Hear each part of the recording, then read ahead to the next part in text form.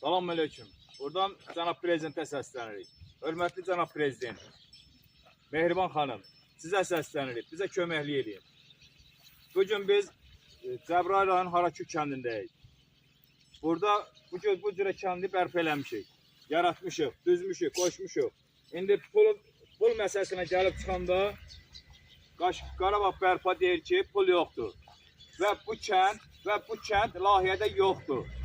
Əgər yox olsa layihədə, 4 ayda biz bu kənddə can qoymuşuq, işləmişik, kəndi yaratmışıq, bilmişik, düzəltmişik, hər bir şəraitini yaratmışıq burada.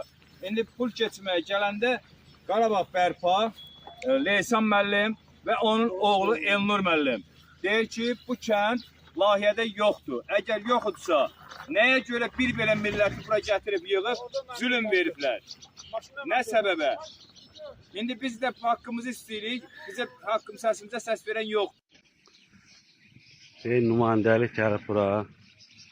O tərəfdə texnika yolu kəsir. Yol bağlanır. Cəmaət burada mitingə hazırlaşır. Şimdi konsert birazdan başlayacak. Orada çekide baxış keçirirlər. Mən çəkə, oranı çəkmə. Mən çək dərdim deyil. Bu kaydı bir qəpiyə almırım.